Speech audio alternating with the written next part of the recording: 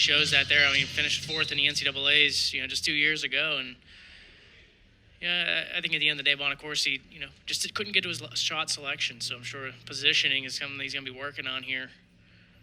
It's a good test here early in the season. Now we get to heavyweight Mason Parris, number 2 in the nation, redshirt junior, taking on Jake Slinger, a junior for the Panthers. And a quick takedown for Parris.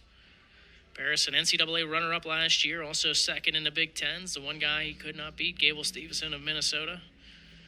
Stevenson's just a gold medalist in the Tokyo Games. So, yeah, certainly no slouch if that's the only person you're losing to.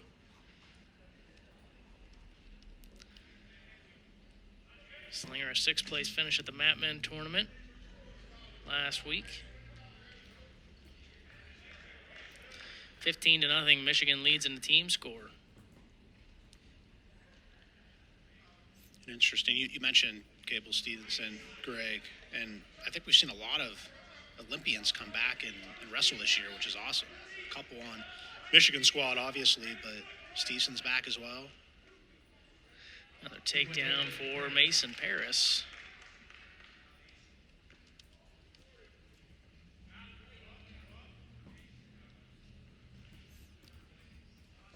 We knew the Panthers were going to have their hands full with this duel, and it's certainly playing out that way now.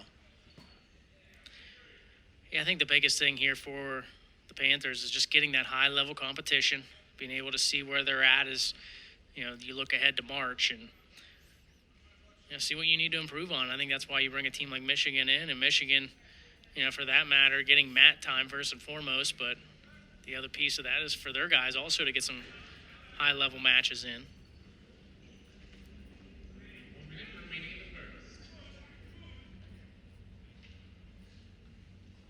4-1 lead for Parris over Slinger with 50 seconds to go in the first period.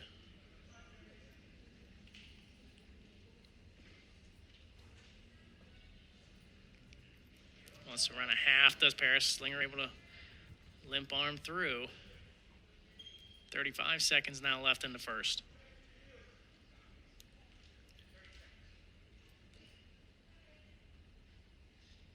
We talked about momentum a little bit in the opening duel against Army. I mean, obviously Michigan riding a wave after a couple falls early in those first 2 matches. Is there how can Pitt start to find their way back into this duel meet? Obviously, one match at a time, but what's the focus here for Slinger facing a really tough Mason Parris? I think as it gets potentially dangerous as the first period comes to a close.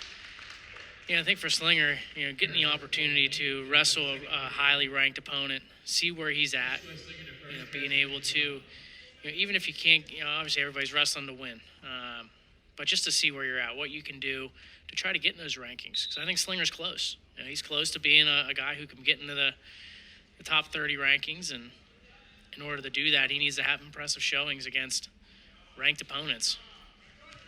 Parris is going to get free for one. And that's really what the dual meet season about is you're trying to position yourself so you can get good seeds in your conference tournaments and ultimately hopefully qualify through and get a good seed in the NCAA. And like you mentioned, wrestling this caliber of competition certainly allows you to see where you're at, what you need to improve on, and if you're able to pick up a win over one of these highly ranked Wolverine opponents, that certainly puts you in great position as we move through the rest of the season. Another takedown with 1:15 to go in the second period. A 7-1 lead now for Mason Parris.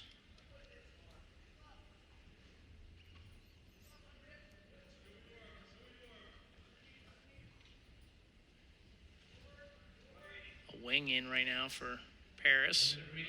Slinger able to get his arm free. Wanted to get to his feet, but Parris able to bring him back down.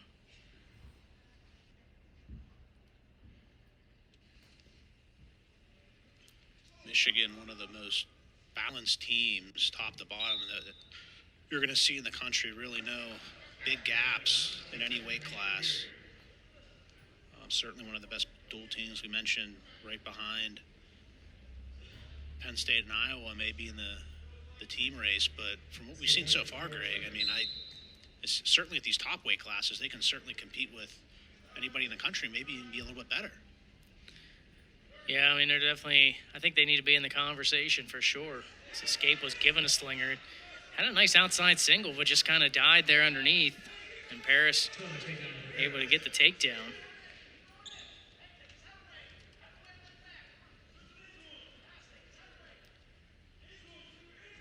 Parris with a 9-2 lead. Riding time getting up close to 3 minutes, so certainly Parris looking for some bonus points here with a major tech fall. Yeah, with that ride time point, he's already got the major decision in hand. Slinger will go on the bottom.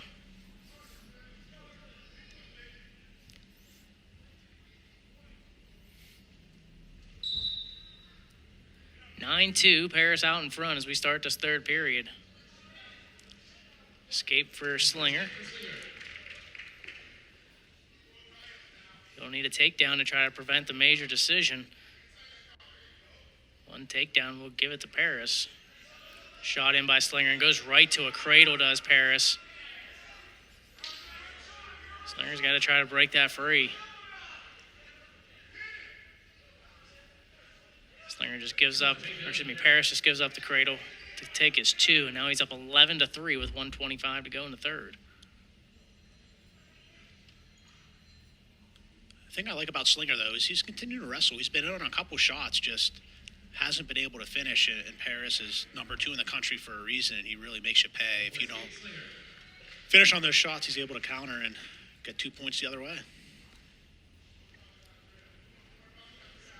Yeah, definitely one thing you need to be able to do is keep the movement going when you get in on a shot on a guy like Parris. But the fact that he's able to get in on the legs is definitely encouraging.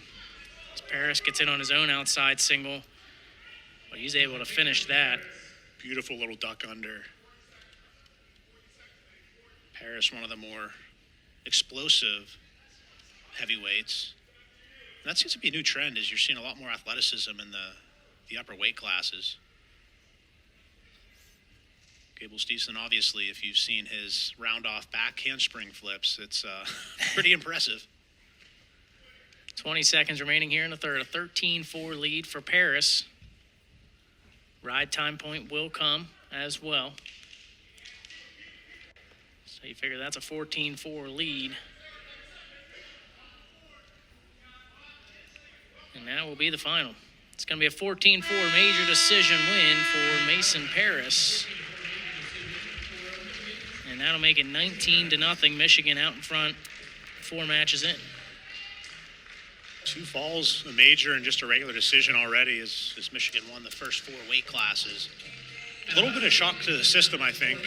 I mean, we obviously knew this was going to be a challenging match, but